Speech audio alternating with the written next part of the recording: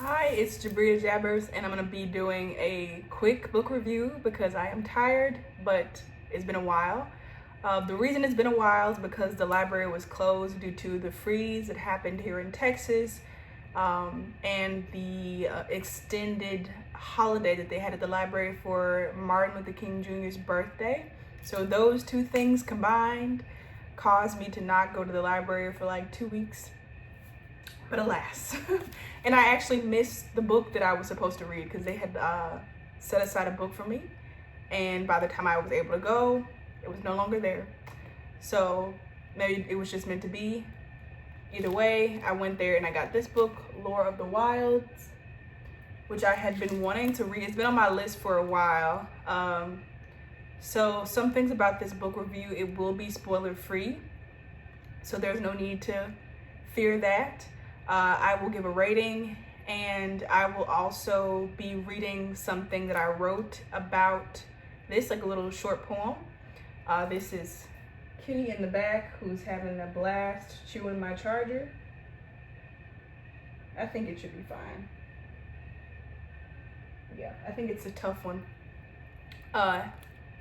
Anyways, so the book is about a 21-year-old human girl named Lore who lived in a human village, and one day these fae guards come, or fae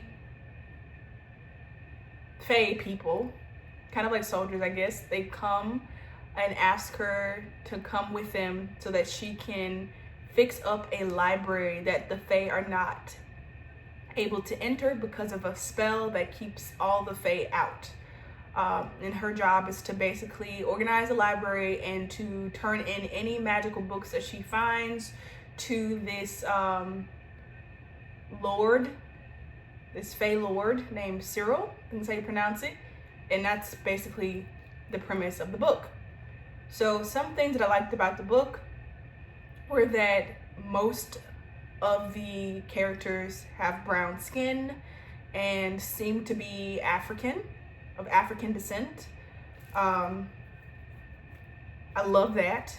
I love that this is a great example of how you can write a fantasy book and have Black characters lead while also making the Black characters normal, just like any book that's written from the perspective of a white person. I don't like I don't like reading books that like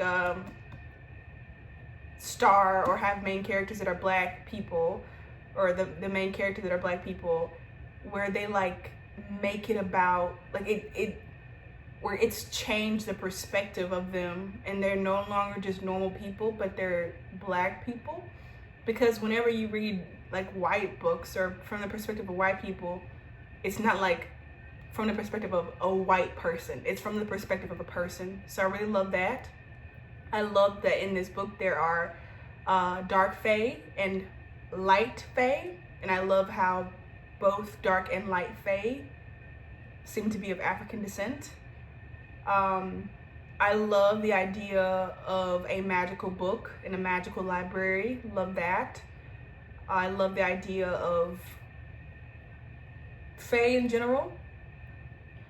Some things that I didn't like is that some of the plot were very similar. It's very like commonly used trope, commonly used storyline in a lot of fantasy books, where there's a human girl, a human woman who's weak and she has no magic and she comes from poverty, and she goes to the magical world and lives amongst the magical people.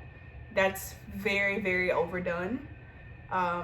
Something else I didn't like about this book is that this is a romance novel, and I feel like it went very, very light on the steamy romance part.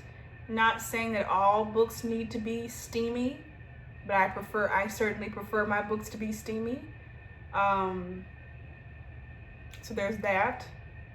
I like the characters. I will say that I like the characters. Something that I didn't like about the book, however, is that it was much too wordy at a lot of points. Something that I really like about Sarah J. Maas is that like her books are very easy to read. I rarely ever will like skip a page. I think I've ever skipped a page of Sarah J. Maas. I'll rarely ever skip a sentence of Sarah J. Maas. Sometimes I'm like, I don't need to read this sentence. It's like, it's there for no reason. This book had a lot of parts that I was like, not parts, but like, there was a whole like section I skipped over because I knew it was going to be very cliche and I knew what would happen. And I skipped it and I wasn't confused at all having skipped it. And so I feel like that says a lot about the writing, the fact that you can skip a part and still know what's going on because it's so predictable. You agree? Okay. I'm glad that you agree. What else would you like to say? There were magical animals in there. Maybe that's what Kitty wants to say. There were magical animals in this story. Love that. What else did I not like about this book? So there's a twist at the end. I guess that's kind of a spoiler, but not really since I'm not telling you what it is or what it pertains to. And I feel like the twist was like somewhat predictable. What I really liked about Sarah J. Maas's books is that I'm usually shook whenever there's a twist. Like I did not see that coming because the breadcrumbs she left were so fucking small, and she left multiple breadcrumbs. So like you don't know which one is gonna be at the end. But this book, I feel like the breadcrumbs were what they led to the cake you thought it was gonna be. There were strawberry breadcrumbs. The cake was the bread, the loaf was strawberry. But overall, very easy read, very quick read. I would definitely recommend this to younger readers though, since it's not very spicy. I would say 17-year-olds, 18-year-olds, 20-year-olds, 19-year-olds, someone that's young, but like old enough to read a little bit of spice. I would say probably even 16-year-olds could probably read this. Don't read it if you don't have permission from your parents though, but in my opinion, I feel like the spice is very, very light. There was literally one scene that you could see is maybe inappropriate for a 16-year-old, but they get taught sexual education in high school. Well, they used to anyways, but so I wouldn't even put the scene past them. And like I said, it's pretty short. And I like, one of the things I like how it ended. I like how it ended in a like ellipses kind of way. Okay, so now I'm gonna read the thing that I wrote and then I'll give you my rating out of 5. Okay. Books have been written about a love so old, it was forbidden to tell a single soul. Twice on purpose, I read the lines so that once the future emerged, I would be colorblind. In dark and light, in black and white, my heart kept falling for you. In red and ink, in thought I speak, I vow to read our story anew. I vow to read this story anew. Okay, so that's my little excerpt. Again, the reason I started doing this is so that as I'm critiquing someone's blood, sweat, and tears and the hard work that they put into these, I feel that it's only fair to offer up some of my own creative words in a kind of exchange sort of thing. The rating out of 5. So this book I feel is written to be lighthearted, not lighthearted, but light because it's so thin. It's written to be light. It's written to have a diverse, Black-centered cast.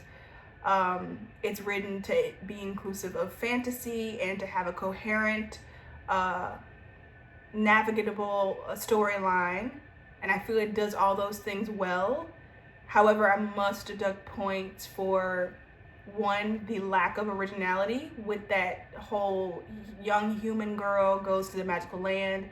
And I must deduct points for having whole sections of a chapter that I was able to skip and continue no worries. So that's a strong indication that those words didn't need to be written and or the plot was too predictable. So out of 5, I would give this book a 3.8. I would give it a 3.8 just because I feel like it checks off what it's supposed to do. However, I feel like this book is pretty forgettable unless I happen to stumble across a teenager or a person who's just now in their 20s looking for a quick fantasy novel. Then I would get excited and be like, oh, there's this book called Lord of the Wilds and it's diverse, you should read it.